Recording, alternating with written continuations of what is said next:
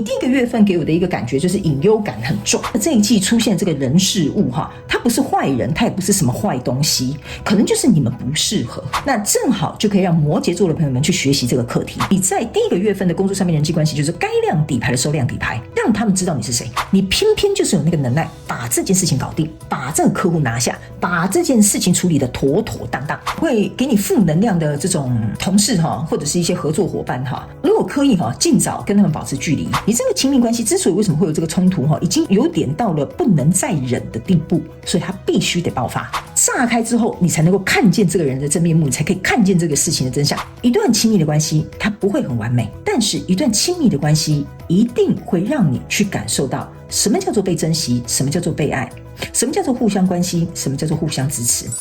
Hello， 摩羯座的朋友们，大家好，我是 Jane。今天这个影片呢，是要给摩羯座的朋友们的正能量运势牌卡解读哦。那正能量运势牌卡解读呢，它没有任何时间上面的限制，所以呢，如果呢你不是在我们首播的时候看到这一则影片的话呢，我会建议你以当下的季节为主，或者是前后推敲3个月的时间，通通都可以，好吗？影片下方资讯栏有详细的影片使用说明。那我也相信什么时候看见就是最适合你的时间，所以呢，也不用太拘泥于这些时间上面的问题哈。好，那我们今天一样在开场的同时会跟大家说明有关于正能量运势牌卡解读的整体架构跟流程哦。那正能量运势牌卡解读会分为上下半场，我们目前在进行的这一块呢，也就是我们上半场的本正能量运势牌卡解读。那我们会先来说明有关于每个月份的一些概况，然后呢，接下来我们会来分享有关于在每个月份你要实际学习的人生课题。那紧接着就会进入到下半场的延伸牌卡解读了哈。那下半场的延伸牌卡解读呢，我会在一开始的同时呢，会跟大家用宇宙验证牌卡来验证每个月的一些细节、症结点，还有一些事件 ，OK 哈，来听看看呢，我要传递给你的这些讯息的内容，宇宙还有什么额外的补充讯息？接下来呢，我们会来分析每个月份以及本季的工作上面的人际关系上面的建议，以及每个月份跟本季，如果你身边有亲密关系的话，有什么样的状况我们可以超前部署？还有在每个月份以及本季的过程当中呢，你跟你自己的关系有哪些需要学习跟成长的地方？最后我们会用天使跟宇宙传讯的部分来听看看天使跟宇宙有什么样的讯息，希望透过传讯者我来告诉我们摩羯座的朋友们，好吗 ？OK 好，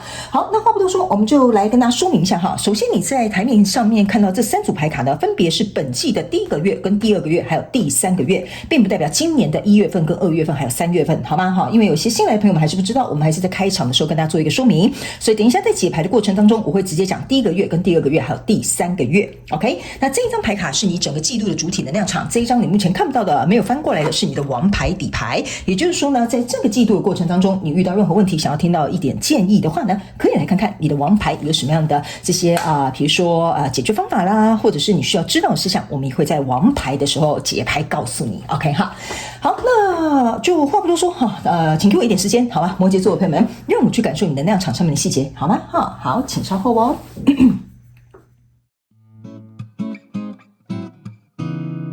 Hello， 大家好，我是Jane，非常感谢所有愿意在影片下方留言反馈以及按赞分享的观众朋友们，因为有你们的支持，才会有我的存在。所以如果呢，你还想要收听更多不同、多元、丰富的精彩内容，请你一起来收听我的主题广播节目，以及订阅我的电子报，就会收到最新的第一手消息。那如果呢，你还有其他的问题，也欢迎你点开影片下方的资讯栏，就可以找到所需要的答案。接下来就让我们一起来收看今天精彩的影片内容吧。OK， 好。我个人会感觉呢，摩羯座的朋友们哈，你在这个季度的过程当中呢，应该会有一些事情是属于停滞的状态哈。那这个停滞的状态不是不好，或者是说，怎么没有一些进度啦，或进展等等之类的，而是你必须去经历这个静止的状态，或者是停滞的状态哈，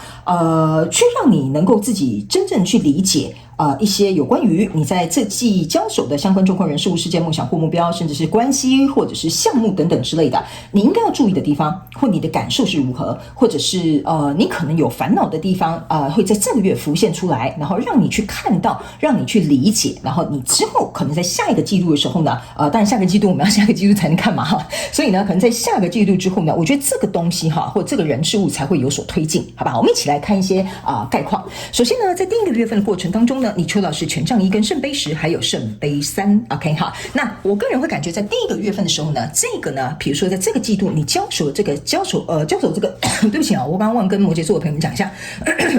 由于我的支气管还没有完全好，所以今天在录影的过程当中可能会咳嗽哈，请大家稍微包容一下哈，请谅解一下。OK 哈，好，这第一个季度呢有一个圣杯3跟一个这个圣杯10哈，这两张牌卡呢立刻抓到我的眼球，就让我有一种感觉呢，你在这一季交手的那个人事物或你很重视的什么项目啦、创业啦或关系等等之类的哈，我觉得它是有一个不错的开端。OK， 但是呢，我必须要告诉你哈，这个不错的开端呢，有几个状况可能要请摩羯座的朋友们特别注意一下。比如说，这边是一个权杖一，就是说你在这一季可能认识了一个新的对象哈，你对他就是有点像是很冲动，或者是一见钟情，或者是很有感觉。OK 哈，这个就是为什么这个圣杯3、圣杯10跟权杖一会同时在一起，所以你会觉得说这个就是我在找的那个梦中情人哈，或者是比如说这个就是我梦寐以求想要得到的工作，或者是呢，这个是我好不容易终于期待了，好像老天爷天上掉馅饼一样给我的这个机会哈，都可以。我尽可能举例，但是请你们灵活运用，套用在你的生活场景里面，以及角色可以互换，好吗？好，所以在这样的状况之下呢，我个人会感觉你会觉得说哇，这一切的开端都很好啊。我觉得我就不用太多的考虑啦，或者是呢，我觉得比如说刚开始就是很上头啊，恋爱脑啊出现啊，所以呢，你就忽略了这个人事物的一些可能会引发你隐忧的地方，不适合的地方，你该注意的地方，你该去观察的地方哈，这些东西会暂时在第一个月被你抛到脑后。OK 哈，为什么呢？因为呢，这个圣杯3跟圣杯10代表说你跟这个人相处起来应该蛮不错的，聊得很来啊，或者是比如说在谈一些合作上面的条件的时候，我们好像有一个共同的蓝图所以这一股热情，这一股冲动，这一股动力，让你觉得就是这个人了啊，就是这件事情啊，就是这个项目。OK 哈，所以我决定我想要投资个2000万。OK 哈，所以呢，在这样子未来蓝图看起来好像很梦幻、很美丽，看起来好像蛮不错的这个状态之下呢，这个圣杯3走到圣杯10其实呢，它有4、5、6、7、8、9中间是缺乏这几张牌卡的。那在缺乏的过程当中呢，其实从圣杯3要走到圣杯4意思就是说呢，你会有点像是说我就一心一意只想跟这个人在一起，或者是我一心一意就只想投资这个项目。 OK， 所以这个圣杯4开始要往后走到圣杯5的时候，你才会开始意识到一件事情，说奇怪了，我怎么会一心一意，我怎么没有去看一下旁边有没有其他的选项，或者是走到圣杯5的时候，你开始会觉得说一开始很快乐的样子，可是怎么感觉这跟我相处了1、2个礼拜，这个人态度好像有点改变，这个人跟我谈的条件好像又说了一个什么 but 又有什么但书。 OK， 那走到圣杯6的时候，你就开始回顾到过去我们刚开始认识的这个状态，接着走到圣杯7，你就会开始意识说，我是不是做错选择了，还是我实在太冲动了接着走到圣杯8，你就会觉得说，这个人给你的态度跟反应呢，会让你更加觉得说，好像有点心寒，好像有点失望，好像跟我有一点期待落差。在走到圣杯9的时候呢，那就会有点危险。 OK 所以呢，我才会跟你说这个权杖1的这个力量动能带领着你进入到这样的情境里面。那当然，因为我觉得我们等一下呢，到下半场看这个宇宙验证牌卡有没有一些额外的补充说明，去告诉你为什么这件事情可能会出现，然后你可能要学习什么样的课题，我们在下半场衍生牌卡解读跟大家说明反正呢，第一个月我觉得你的能量场差不多就是这样子。 OK 所以呢，你要特别注意在第一个月有一些什么盲点没有注意到的地方，疏忽到的地方这个呢你可能就要稍微能够理解了那来到第2个月份的时候，这就是为什么我会跟你讲这个圣杯3走到圣杯10它不能空口说白话，不能只是说我看起来感觉不错那就这样吧。 OK 然后呢，这个宝剑5加上这个恋人牌卡，还有这个叫做钱币侍者是来到你第2个月份的能量场了。 OK 那摩羯座的朋友们来到第2个月能量场的时候，你可以注意看这个叫做钱币骑士呢，他呢是拿着一个担着一颗的钱币。 OK 然后你看这个恋人牌卡他们这边呢中间有一个星星。 OK， 然后呢他们两个好像打得正火热你爱我，我爱你这样。 OK， 然后呢这边其实是有一个射手座的一个标记。 OK， 我个人会感觉当这个钱币骑士呢加上这个恋人牌卡出现的时候，我会觉得就是因为这一股权杖1就是比如说你对这件事情的热爱，或者是你对这件事情的冲动，或者是你对这个人很上头正因为如此，这个热能就是它会持续延续到这个第2个月所以恋人牌卡出现了，你会变成是说我已经跟这个人约会了，我已经先付了50万定金了我已经就是去这间公司面试了。 OK 所以呢你会变成是说，我觉得那个就是我要的，我们就是情投意合的，他应该会选择我吧，这个公司应该会录用我吧。 OK 所以你在这里呢其实是已经准备一个钱币侍者的姿态，就觉得说我已经有投入了哈，我已经脚踏进去了哈，或者是我头洗一半的吧，而且对方好像跟我有来有往，因为是一个恋人牌卡的一个感觉，所以呢。非常有趣的一件事情哈，我要告诉你，就是说你是准备好了哈，你拿着一个钱币试着哈，但是呢，你要去想一件事情，对方拿了什么东西出来 ？OK， 我觉得呢，你注意看哦，这边有一个人很快乐，但这边有一个人在扶着他的头哦，好像很头痛这样子。OK， 这张牌卡是宝剑五 ，OK 哈，所以呢，我个人会感觉哦，这边呢角色可以互换呢，我要稍微说明一下哈，就是说有一个人是已经投入一部分了，但另外一个人开始觉得很头疼，说其实我觉得不是很适合哈，我觉得我可能要再考虑哈。或者是我觉得我当初可能没有想清楚哈，随便哈，你在这边自己套用你自己内心的那个感受，这个就是这个宝剑五给我的一个感觉。所以当在这里的时候，这两个人有可能要么第一个状况，两个人的感受变得不同了，你喜欢我，但我不喜欢你了，或你想跟我合作，我不想跟你合作了。OK 哈。第二个，有一个人呢，他可能呢已经准备要投入的同时呢，这个人他其实并没有认真，所以他感觉到有点头疼，会觉得说，这个人哈，好像变成是他真的好像觉得说，要跟我进入一段什么样的关系，或者真的要跟我谈这个合作，我们只是客套话嘛，大家吃饭的时候聊一聊而已。OK 哈，所以一个人是认真，一个人并没有很认真。OK， 这是第二个状况会出现。OK 哈，你们要看你们自己的状况是怎么样哦哈，就是说一个人比较上心啦，另外一个人哈，可能没有那么用心。OK 哈，或者是他付出的心力比较少。OK 好，那第三派的这个摩羯座的朋友们呢，我个人会有一种感觉哈，就是说这一个人哈，就是一个代表宝剑五的这个人哈，你看你自己是代表哪一个哈？我个人会感觉呢，他有一点像是说，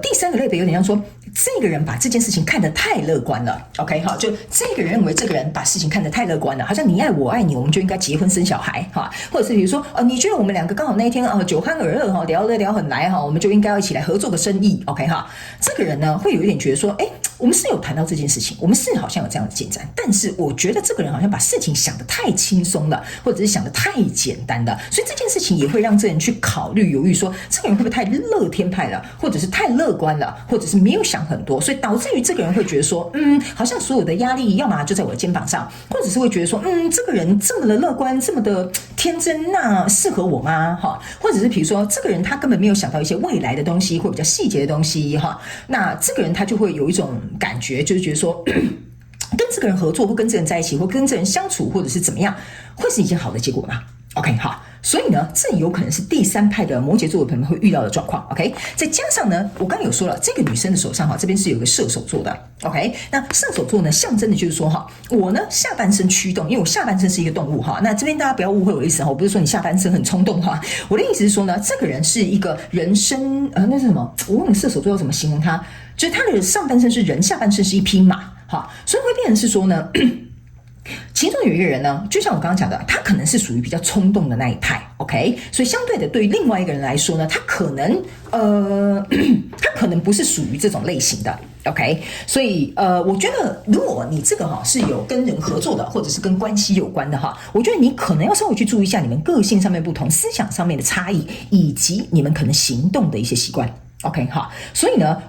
我觉得你可以看得出来，这张牌卡是这个女生蛮主动的，拉着这一个男生的头发。OK 哈，所以我觉得呢，第四派的感觉哈，有一点像是说，这个人有点困扰，说这个人有点过分主动了，就是我们都还八竿子打不着哈，这个人已经怎么样又怎么样了哈，或者是讲到很远的地方了，这也有可能是第四个类别的摩羯座的朋友们会遇到，所以相对来说，这个其中有一个人会觉得有点困扰。OK 哈，好，接下来我们来到第三个月。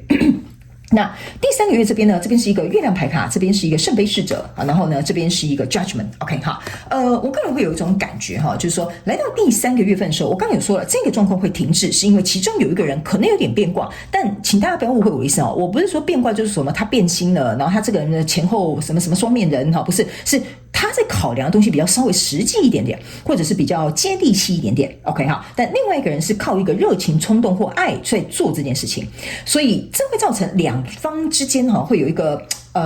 差异，所以相对这个动能会有点像是你要跑，你要追我就跑哈，或者是我们会在这边好像拔河拉扯一下，所以这个人事物可能就会停下来。OK 哈，然后呢，如果你是在看你的项目哈，你就可以去把这个人哈，把他想成是说。这个是你的创业项目，它在有很多现实方面东西要考量，它就不一定要是一个人，好不好？他们叫我提醒摩羯座的朋友们要灵活运用这些讯息。那比如说你就是对这个创业很有热情，你是主动去争取这个创业机会的，比如说你就是这个女生 ，OK 哈，所以你要灵活运用哦 ，OK 好。那来到第3个月份的时候呢，这边有一个圣杯侍者以及这个月亮牌卡哈，我个人会感觉来到3月份的时候呢，我怎么跟你形容呢？应该是说哈，你注意看这个人呢，他是看到有一个人走了哈，就是这个人跑了或飞了哈，这个圣杯飞走了 ，OK 哈，等一下哦。哦，对，好，来，我会有一种感觉，就是说，其中有一方，如果你交手的是人哈，他会觉得说，我付出去的东西好像没有得到应当的回报，所以这个比较冲动的哈，或已经投入那个人哈，他会感觉说，比如说我的心意被糟蹋。好，或比如说我的热情哈被泼了冷水哈，或比如说我的主动好像吓跑了对方哈，所以这个比较主动热情的那一个人，他会有一种就是好像煮熟的鸭子飞了 ，OK 哈，然后呢，或者是他也可能会进入到一个状态，就是说，我要怎么讲啊？有点像是说。这件事情啊，原来是不可能的。我觉得他到最后他会他可能会往一个比较负面方向讲，原来我们俩之间不可能哦。那当初你干嘛要跟我这边聊得这么开心哈？所以这个人可能会在第3个月的时候沉浸在他的情绪里面，或者是也有可能哦哈，他可能会有点不爽哈，会把这个情绪讲出来，也有可能哈，这可能是另外一派的摩羯座的朋友们 ，OK 好。然后呢，在这边呢有一个 judgment 哈，这张 judgment 呢就是为什么我会跟你讲，在这个月份哈，这个停滞是会让你理解状况，看见这个情势到底是如何，然后让你能够去收集一些资讯之后呢，接着你才能够去做决定。所以到底要不要推动，能推动是在下一季的事情。这张 judgment 呢，意思就是说呢。经历过这第1个月跟第2个月的时候，来到第3个月，我觉得双方的情绪之间都会有所动荡，或看待事情的角度已经变得不一样了。所以来到这里呢，这个 judgment 哈，有一点像说，它这边有一个灵魂哈，从这个女生的身体飞出来 ，OK 哈，这就有点像说，来到第3个月的时候呢，我们才能够以一个。比较第3人称或者是事件发生之后，我们可以以一个旁观者的角度，或者是有不一样的感受的时候，我们才会去被震撼到说原来这个人事物可能跟我当初预设的不一样，就是它不是圣杯10，可是一开始我们有这个很开心快乐的圣杯3，所以呢，来到这里呢，我觉得呢，2个人都会有一种怎么讲呢？应该是说不能用恍然大悟来形容，但是比较有一点像说原来事情的真相，或者是比如说对方的态度，或者是比如说这个公司的决定原来是这样啊 ，OK 哈，所以呢，我才会跟你说这个季度过程当中，它的停滞停摆是必要的，或者是不要停滞停摆，但是你速度放慢，你不要被这个权杖1牵着走。OK， 也不要被这个人生那什么人兽那个什么射手座了哈，就是那个状态哈，去驱使你哈，很冲动或者是很快速进入一个什么样的状态哈？比如说你很快速进入一段感情，然后呢，你可能发现其实根本不适合哈，或比如说你很快去投入一个项目，你才发现说没想到这个项目根本就没有什么多大的回报 ，OK 哈？所以呢，这张牌卡是你整体季度能量场，也就是一个吊人牌卡。吊人牌卡告诉你的就是停下你的脚步，还有呢，你必须在停下你的脚步的时候，换一个视角去看见这个人事物。OK 哈，那这个吊人牌卡呢，还有给我一种感觉，就是说我觉得这个你在这一期交手的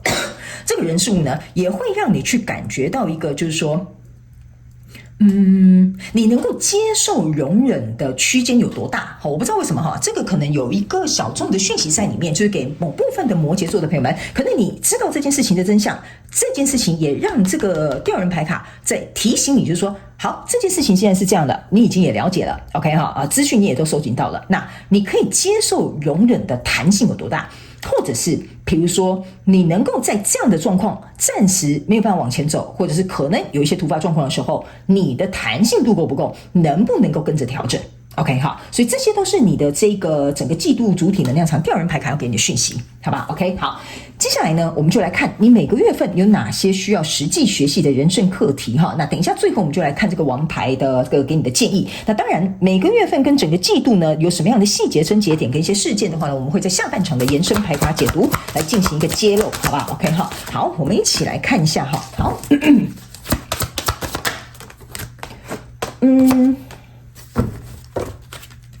我总觉得这边好像还有一个还有一股能量场，就是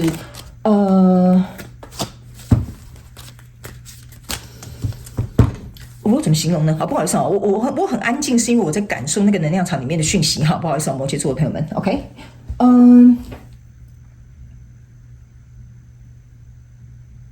这边还有一个能量场哈，就是说呢，要提醒某部分摩羯座的朋友们哈。里面有一些人哈，有些时候的，我刚刚我有讲哈，这个吊人牌卡是告诉你你的接纳程度有多大，或包容程度有多大。但是有另外一个额外补充讯息哈，就是要告诉某部分另外一派的摩羯座的朋友们哈，你要去思考一件事情，你容纳别人或包容别人或原谅别人或者是体谅别人的这个范围有点太大，你是属于需要经历过这一件事情把它缩小。OK 哈，所以你可能要去对照一下你的状况，好不好哈？因为这个吊人牌卡我放下之后，准备要洗这个你要学习的课题的时候呢，它让我去对应哈，要我去对应这个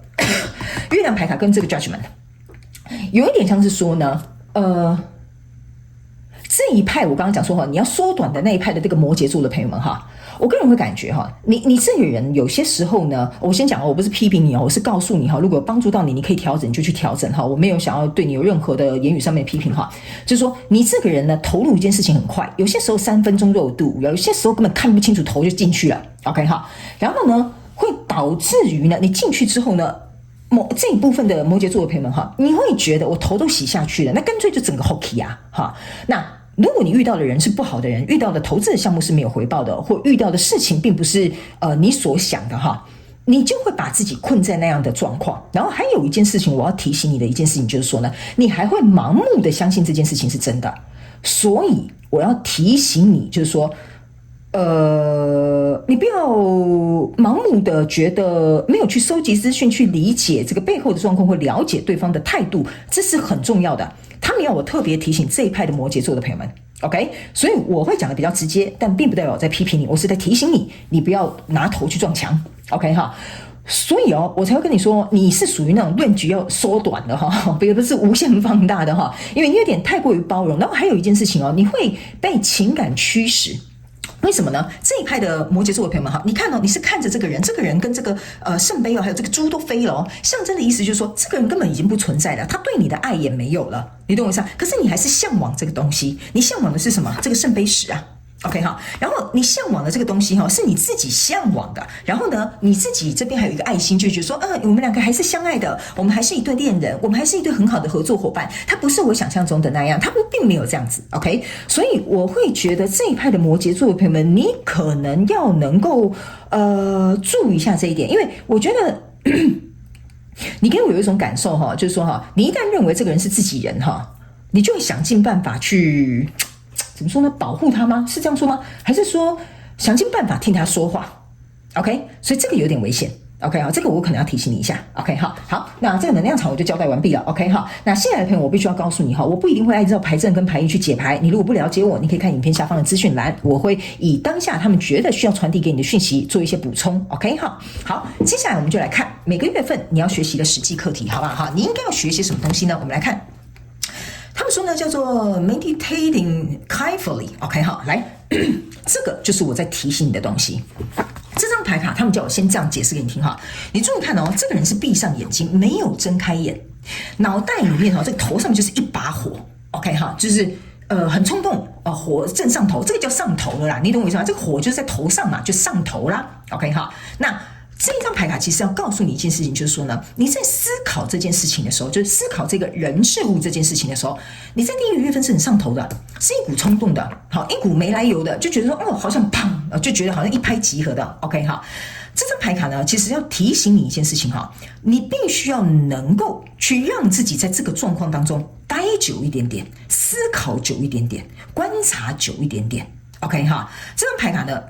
就是要告诉你这样子 ，OK 因为他们说呢，你跟这个人事物如果相处没有一个时间他们叫我直接给你看一个东西，这边有一个字叫做 judgment，OK，这张牌卡也叫 judgment 的，所以我们为什么要提醒你先给你超前部署的原因就是说，这个事情在第一个月我已经提醒你了，来到第3个月你其实知道这件事情的结果是什么的，所以既然如此，可以避免我们读这个这个塔罗牌或者是神谕牌或随便看你要什么牌卡解读都没塞我没有任何这种拘束，就是在告诉你这个东西是可以由你自己掌控去改变的，你可以超前部署，你可以提前预防，对吧 ？OK 那这两个 judgment 同时出现的时候呢，就会变成是说呢，你如果在一开始的时候不思考清楚，然后不慢下来观察清楚的话，他们要我告诉你一件事情，你会在未来觉得自己当初怎么这么傻，当初怎么那么笨，当初怎么没有看清楚。所以他们要我告诉你，这种课题不要重复再犯。所以这张牌卡就是要告诉你一件事情，你必须要能够，你看哦，你必须要透过你的经验去注意到跟 knowledge 呢，就是说你要去意识到，这个人不错哦，我以前是不是也是这样子啊？认识人家没3天，然后我就跟人家在一起 ，OK？ 或者是比如说，我根本没有做这个投资项目的调查，我就把钱投下去，上次已经赔了一屁股债 ，OK 哈？所以呢，这张牌卡就是要告诉你 ，OK？ 如果你有重复类似相关的状况的摩羯座的朋友，这里不可以再这样做这件事情了哦 ，OK？ 你已经跌过跤了 ，OK 哈？你不要觉得我很像老妈子提醒你哈，这个牌卡就是在讲这件事。第二个，如果你在这个月份你是属于比较就是不会这么做的这个摩羯座的朋友们他们是要我告诉你一件事情，就是说，如果有一个好的人事物来到我们生命里的时候呢，我们希望这是一件好事，一个好的合作机会，一个好的关系或一个好的契机，没有问题 ，OK？ 但是他们要我同样在第一个月份的时候呢，是要告诉你一件事情，就是说呢，你必须不能怎么讲？你必须不能这样讲，他们叫我重新换一个形容词你不能因为这个人可能给了你一个看似很美好的愿景或者是样子，或者是比如说条件好了 ，OK 然后呢，你就觉得这就一定是对的，或者是应该8、9成没问题吧 ，OK 他们要我提醒你一件事情，就是说呢，这好难翻译，有一些能量场很难翻译，就是说我们要有防人之心不可无 ，OK？ 但并不是叫你过分的去防备。他们说你可以把事情往好的方向想，但是必要的一些资讯收集跟一些你要注意的地方，这是不可以省略的 ，OK 然后呢，他们说因为这样子才能够去达到你真正想要的结果 ，OK 这边我比较顺的这个能量场我大概可以理解就是说你看到这个人事物，你就觉得他是圣杯10。OK， 那他可能刚认识你一阵子，或跟你谈合作的1、2次，前面1、2次的 meeting， 你都觉得不错你就觉得对，就是圣杯10 ，OK 所以我才会告诉你说，为什么你可以想象这个人是好的，这件事情是好的，但是你不可以认为一定就是好的。OK， 因为你要有时间的这个，我们这样讲吧，有点像说，你可以透过时间去证明这个人的人品，你可以透过时间去看这个项目的走向，你可以透过时间去看这个人跟这个机会，这个机会或这个契机是不是真的是一个好的机会。所以他会提醒，比较不容易冲动的摩羯座的朋友们，你依然是要以时间去做一个盘算跟观察。好不好？但是带着善意，带着好的眼光去观察这件事情，即使最后你觉得这件事情并不如你所想，但也没有关系。OK， 我觉得你在学习的课题是这个，就是说，我觉得我好不容易终于他们通知我去面试太好了，这就是我一直想要去的工作，这个怎么样就后来呢，你发现其实他们给你的这个条件或这个 package 或者给你的薪水没有那么好。OK 你也不用觉得说没想到这个人竟然是这样没想到这个公司竟然是这样，你也不用用不好的方式去想这件事情。OK 好，我觉得它比较有点像是要我告诉你这个东西，但我不知道我这样解释你懂不懂就有点像防人之心不可无啦。OK 你也不用用批判的心态，或者是用一个觉得好或不好的这个眼光去决定这个人事物，你就让时间去证明这个人事物就可以了。好，大概就是这个意思啦。OK 好，那接下来呢，我们来看第2个月份。来第2个月份你要学习的是什么？这张牌卡叫做深度的聆听这个就是我一直觉得我翻译不出来的东西，就是说认真的聆听或深度的聆听他们要我告诉你就是说当你呢好难形容你第2个月份要学习的课题就是说你呢在跟这个人聊天谈合作，或者是比如说谈恋爱好了这个过程当中你要仔细去听出对方背后的含义。OK 比如说我举个例好了比如说你就是一头热，然后跟这个人开始约会了，然后他就说你跟我以前的对象都不同。你去想这2个含义。第一你很特别，你跟他们都不同，我从来没有遇过你这样子的人。OK 第二你跟他们都不同，就是因为你不是我的菜。OK， 这个就是我只是简单举例给你听哈，那你们要灵活运用套用在你生活状况当中哈。这也就是说，你要去聆听，认真的去听清楚这个人背后的一个含义哈。还有这张牌卡还有一个你要学习的课题，就是说，当这个人哈开始觉得头痛了哈，他可能想要婉拒你的合作，他可能暂时跟你说我今天有事没办法跟你吃饭。OK， 你要听得出来为什么他会有这样的动机，然后为什么他会这样子做选择。OK 哈，所以他们说呢，你要能够去理解这个跟你交手的人事物有没有跟你一样相同的意图。好，意图的意思就是说呢，他是不是真心想要跟你约会，互相了解彼此？他是不是真心的想要来跟你聊，我们要怎么样去谈这个合作的这个项目 ？OK， 所以你要知道这个人到底有没有这个 intention， 这个意图是真的要跟你持续下去，或者是顺畅的发展，或者是他只是说而已。OK 哈，因为说比做容易嘛。OK 哈，所以呢，他们说呢，你要能够去注意一件事情。OK， 还有这张牌卡要你去学习哈，就是说。有些时候，某部分摩羯座的朋友们哈，我觉得这张牌卡应该是一个小众，另外有一个小众的讯息，就是说，你可能没有办法，在第2个月哈，比如说你约他吃饭，然后你觉得说他一定会答应我 ，OK 哈，他跟你说，不好意思我刚好要加班，不好意思我姐姐今天生日，我要回家庆生哈，就是你要能够去理解一件事情，就是说呢，当对方给你一个不是你理想中的答案的时候 ，OK， 你要能够知道这个语中的含义是什么。还有，这是不是一个事实，也是你要考量的 ，OK 哈。然后还有就是说，还有一个，我要怎么形容这个能量场呢？还有一个就是说呢，不要，我刚刚为什么会跟你讲哈，不要急着做判断。刚刚在这里第2派的摩羯座的朋友们，你的这一句话在这里，好，要记住，任何冲动的 jump in， 要记得任何冲动的就是投入。OK， 这就是为什么我要告诉你的。所以在这里，因为有2派不太相同的、不太一样的类别的摩羯座朋友，我刚刚有分2派哈。来到这里，这是你们2派都要去注意的事。OK， 好，所以呢，这就是为什么我会在前面一直提醒你哈，千万不要冲动。这个月份速度越慢越好。OK， 好，越慢越好，让这个人事物自然自动的去透过时间推移，去展现出这个真实的状态。OK 好，所以这张牌卡其实就已经在验证我前面要跟你讲的，所以你一定要特别注意哦，摩羯座的朋友们。OK 好，还有我这边有一个小众的讯息，我要特别提醒摩羯座的朋友们哈，我必须要跟你讲，这个季度过程当中，你可能会遇到很好的机会、很好的机运，或者是比如说一件什么很好的消息哈。OK， 先不要高兴太早。OK 哈，我不是来泼你冷水，叫你不要那边白高兴哈，我是要告诉你，先不要高兴太早。原因是因为这个好消息或这个好结果或这个什么东西哈，它会为你带来一时的兴奋，但是呢，但是它不一定适合你。比如说，好，你终于进入到一个这个你梦幻想要的工作岗位了，offer 也发给你了。但是你后来发现说，他可能跟你了解的落差太大了 ，OK？ 即使进去这个工作，可能收入很好，但你可能要牺牲很多个人时间。比如说你是很重视个人时间的人，那这个东西是一个好消息，但是先不要高兴太早，因为不一定适合你。OK 哈，所以这个部分呢，我觉得你要去三思，这是一个小众讯息。他们希望我在走到第3个月之前做一个补充。OK 好嘞，第3个月我们来看一下你需要学习什么哈。来，他们说呢，去看见之间更多的共同性，或者是比如说你们的共识也可以啊。好，来第3个月的时候，我是有跟你讲哈，在这里哈，应该你们彼此会看得出来这个人事物或状况呢到底是如何嘛。我前面就有讲了，这些牌卡都是重复验证我要传递给你的讯息内容。所以第3个月，我要告诉摩羯座的朋友们哈，你如果是冲动的，就我刚刚讲比较冲动那一派的摩羯座的朋友们哈，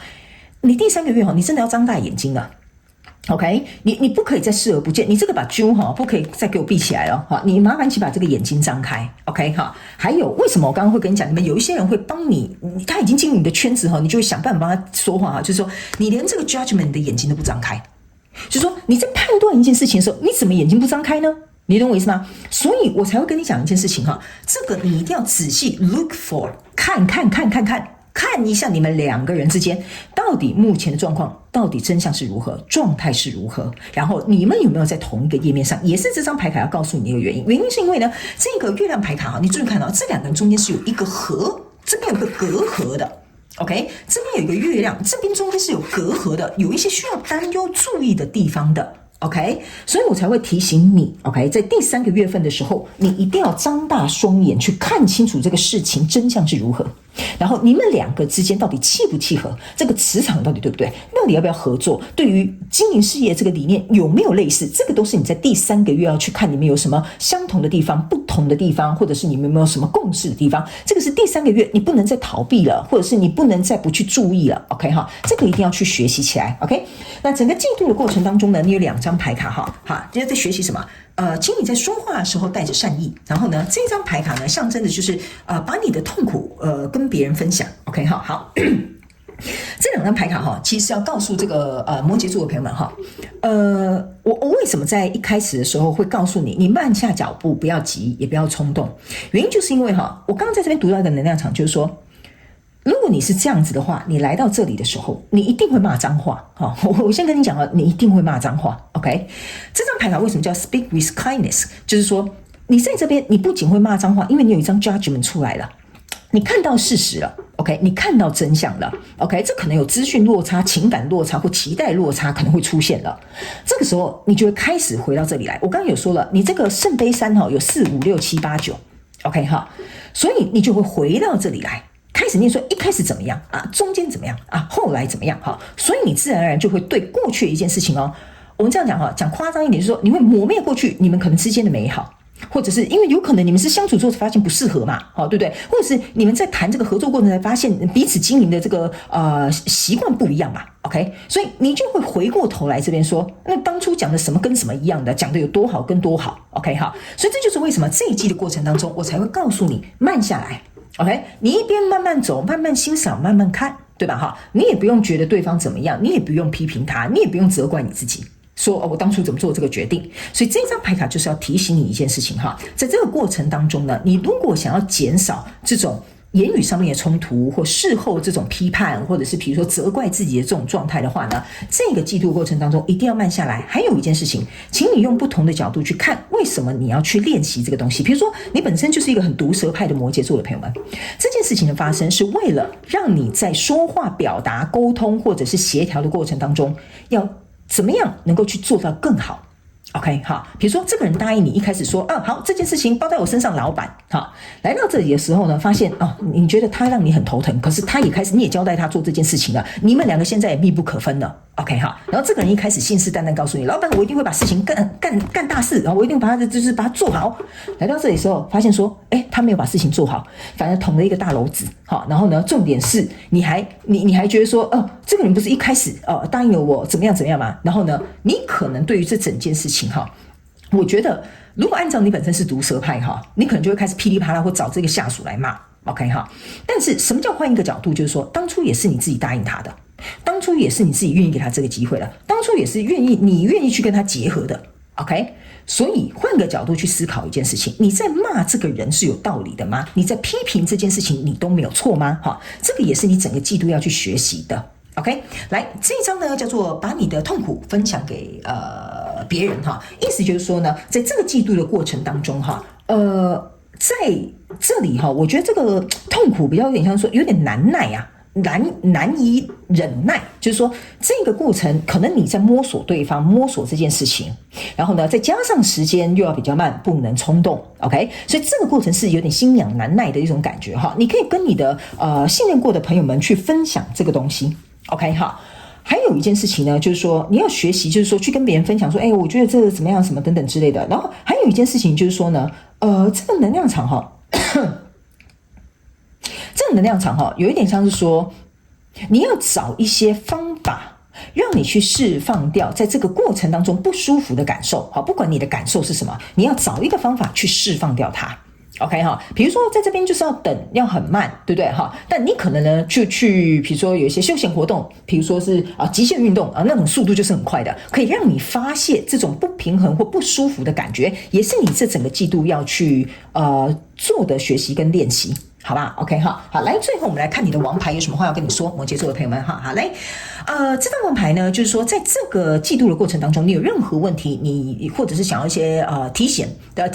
都可以来看这个王牌这张牌卡是一个塔牌 ，OK 我觉得其实我刚刚在拿这个牌卡的时候，我就想说，我觉得我有感受到这个塔牌能量我要怎么跟你形容这个东西哈？就是说这个人呐，我刚刚有说了，你们刚刚这边有不同派别的摩羯座的朋友们，都请你们截取适合你们讯息就可以了哈。我觉得这个人事物啊，是有点像是来给你一个当头棒喝的 ，OK， 但是不会伤及你的筋骨 ，OK 哈。就像我刚刚讲的。你可能本身是属于比较冲动派的那个摩羯座的朋友们哈，这个人让你有点像是这个雷哈打下去，就像当头棒喝，就有点像说让你再一次的去惊醒，说你不要那么快投入一段感情，或不要那么快去相信一个人，或不要那么快去投入一个项目。OK 哈，你功课都还没有做了，你就想要丢2000万下去 ，OK？ 但是它不会伤及你的筋骨，这就是为什么这一季慢下来越好。老天爷在帮你挡一下路哈，就是说不要冲动哦，摩羯座的朋友们，停一下下哦哈。有些时候这个停滞就是在保护你的一个方式，这是你的王牌要告诉你的第一个讯息。第二个讯息呢，他们要告诉你哈，经历过这件事情之后哈，我觉得某部分摩羯座的朋友们，你会有一点点去怎么讲？去理解到哈，就是说人生有很多事情，你可能只能掌握一部分，但是另外一部分可能是你没有办法控制的。所以相对来说呢，你对于不能控制的那一半哈，或者是另外那一部分呢，我觉得你不用因为无法控制，或者是最后那一部分因为没有办法按照你想要的方式去发展，而有任何感觉到受打击的感受。好，我这样讲你会觉得很奇怪啊，我明明就受到打击啊，你又告诉我不要有受到打击的感受哈，这就是一个怎么讲？这就是一个我觉得能够很自洽的人，或者是很能够沉浮或顺水推舟的人会有的一个心态。我觉得你在练习这个东西，就是说我们原本想说这件事情会很做发展哈，没啦，资金被抽走了，这个人突然说不干啦，他怎么突然就是把我封锁啦 ？OK 哈，这个都是你不可控的。那你一定会愤怒，对吧？哈，你一定会觉得不高兴，你一定会觉得可能不公平 ，OK 哈。但是就是要告诉你，你没有必要为了这另外一半你不能控制的事情而生气，或有任何情绪上面的动荡。这个是你在整个季度的过程当中可能会遇到的状况跟练习哦。所以这个情绪要能够控管的好 ，OK 哈。最后第三个 ，OK， 我会感觉这个塔牌呢，也是在经历过这件事情之后呢，你的王牌希望告诉你，摩羯座的朋友们，你可以更加在未雨绸缪这一块。需要再多下一点功夫，或多做一点事，